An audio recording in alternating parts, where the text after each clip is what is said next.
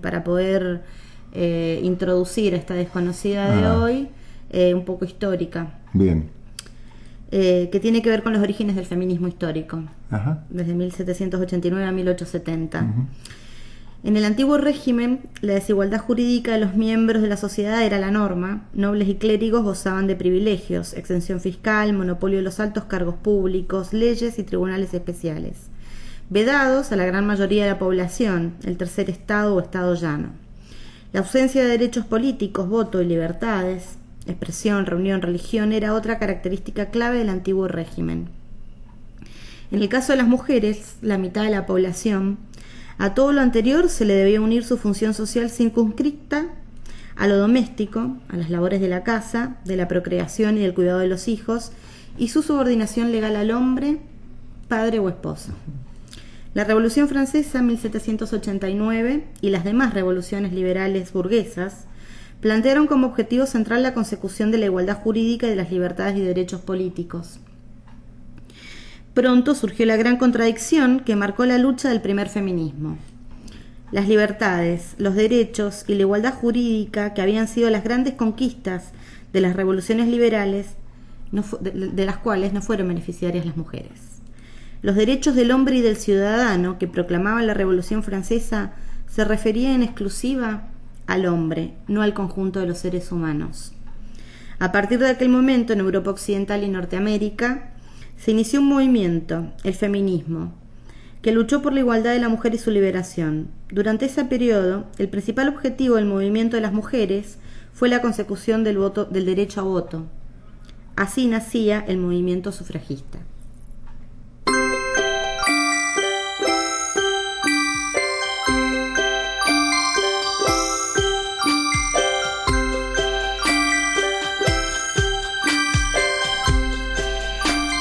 Bueno, y es así como llegamos a nuestra desconocida de siempre, que es Ana María Mozzoni.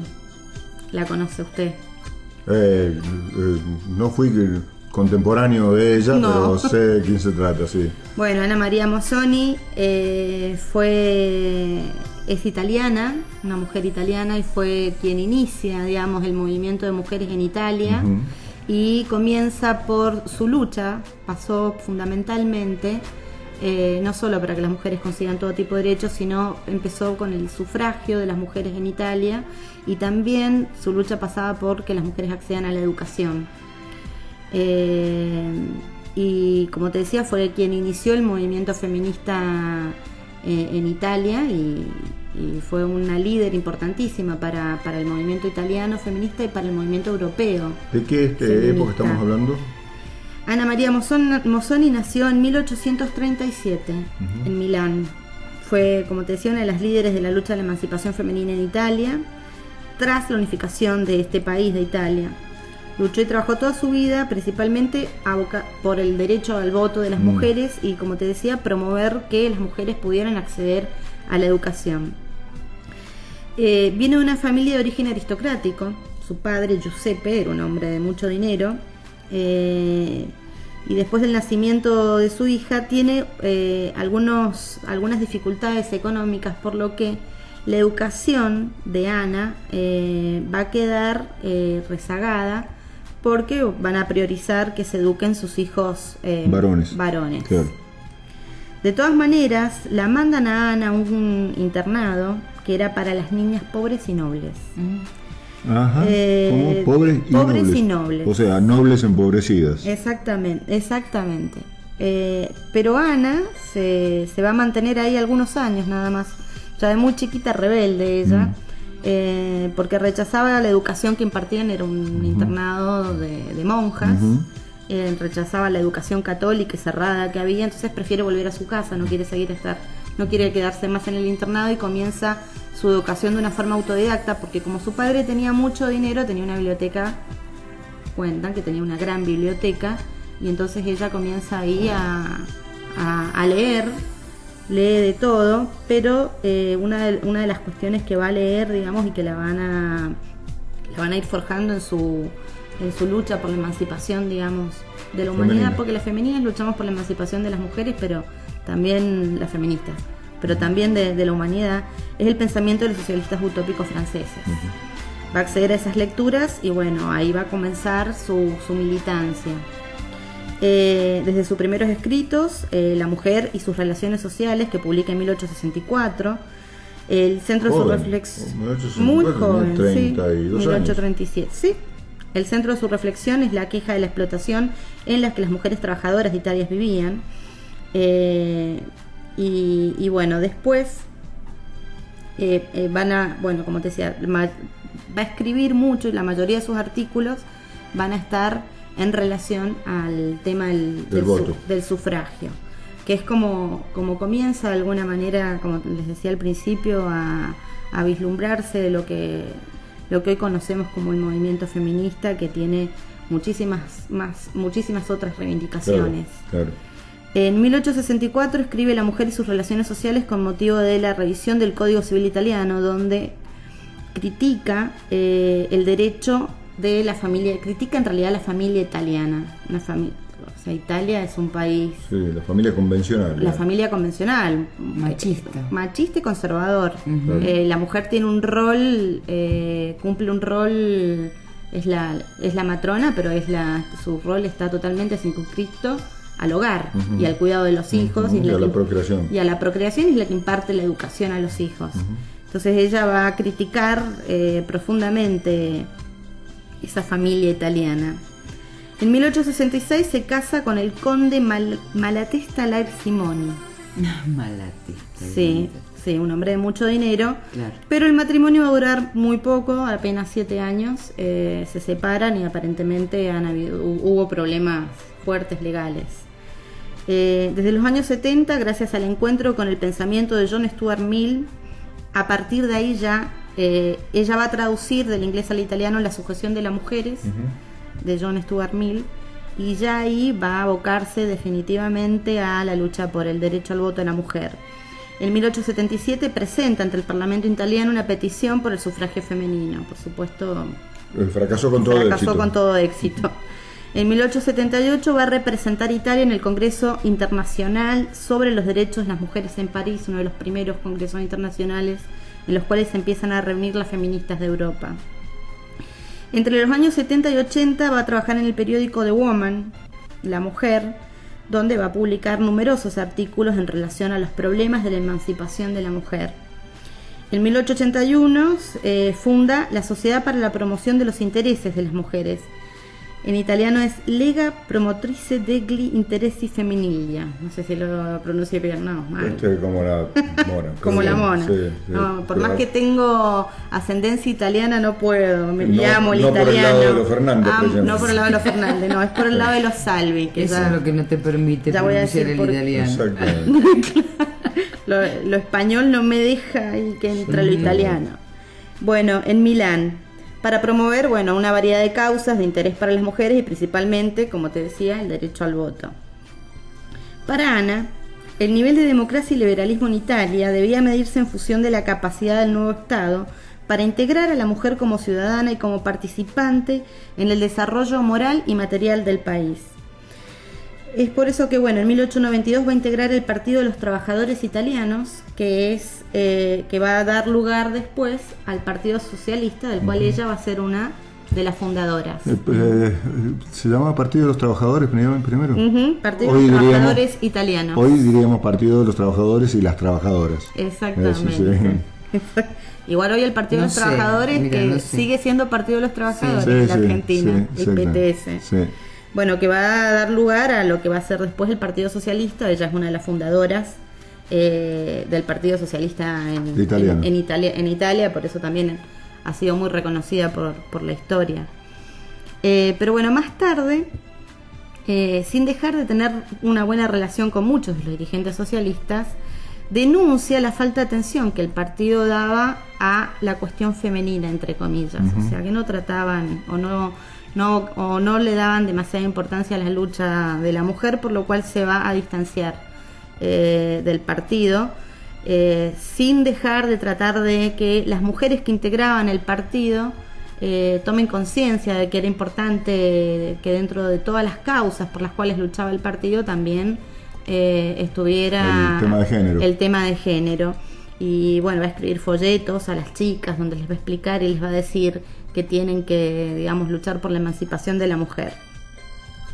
Y así va a ser básicamente toda su vida dedicada, y por supuesto, bueno, no va a haber nunca, digamos, el voto, pero bueno, muere a los 83 años, en 1920, 83 años, en Italia, y como te decía, va a ser recordada como quien inició el movimiento en Italia, y como la fundadora, bueno, además del Partido Socialista.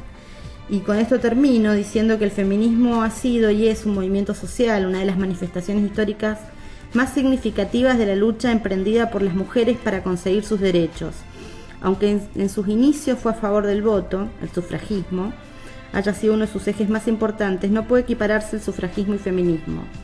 Este último tiene una base reivindicativa muy amplia que a veces contempla el voto, pero que en otras ocasiones exige demandas sociales como la eliminación de la discriminación civil para las mujeres.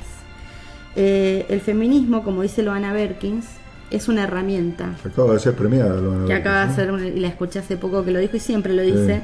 Más que un movimiento, dice Loana Berkins, es una herramienta para analizar el mundo. Claro. Y es en definitiva, voy a decir yo, una posición política y de vida para motorizar los cambios necesarios para que tengamos un mundo más igualitario y justo. Muy bien, pasaron las desconocidas de siempre, esta desconocida Ana Mozzoni. Ana María Mozzoni. Ana María Mozzoni. ¿Es con doble Z? Con doble Z. Sí. Y Ana con doble N. Sí. Y quiero decir que esta desconocida de siempre está dedicada a una ascendencia mía italiana, que ella no era italiana, sus ascendientes. Nelly Salvi, mi abuela, que mañana se cumple un año de que no está acá. Así que por eso, bueno, hablamos de una italiana hoy, y este tema que viene ahora es en homenaje a la Nelly.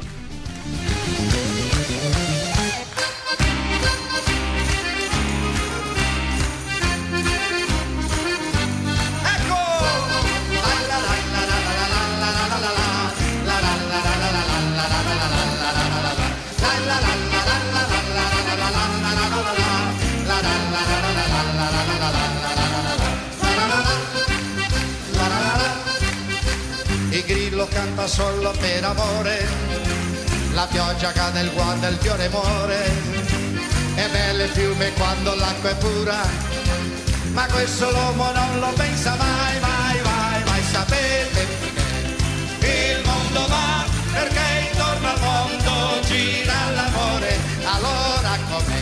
Oh mamma dimmi tu, avevo un bel violino e adesso non l'ho più, caro bebè, tu non lo sai, io non lo so, io non naviga mai, caro bebè, la verità è una barbara chi viene che va, caro bebè, tu non lo sai, io non lo so, io non naviga mai, caro bebè, la verità è una barbara chi viene che va, adesso andiamo, compagniamo,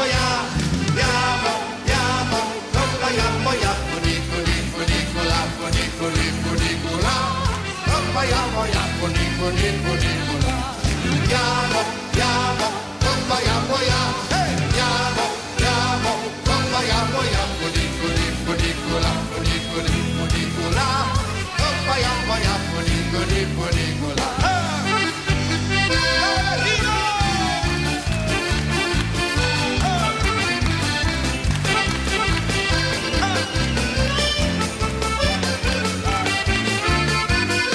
quel massone di fiori che viene dalla montagna, quel massone di fiori che viene dalla montagna, quel massone di fiori che viene dalla montagna, e guarda perché non si magna, che lo voglio regalare,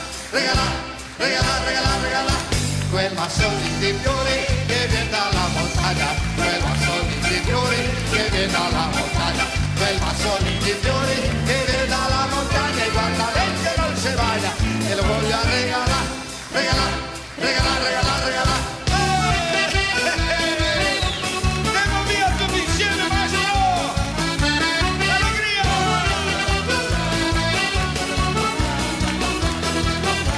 Adesso! La la la la la la la la la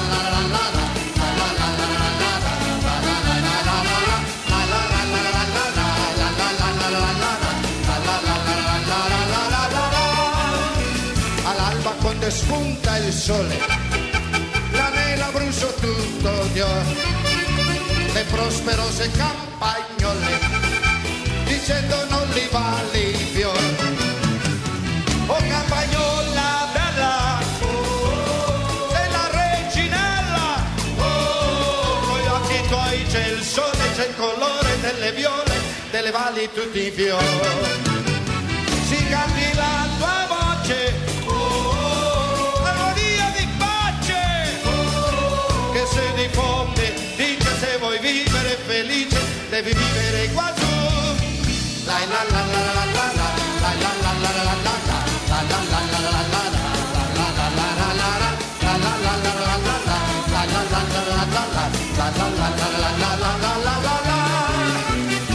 oh campagnola bella, sei la reginella, coi occhi tuoi c'è il sole, c'è il colore delle viole, delle valli tutti i fiori. Si cadi la tua voce, è un'armonia di pace, che se diffonde, dice se vuoi vivere felice, devi vivere qua su. La la la la la la la la la la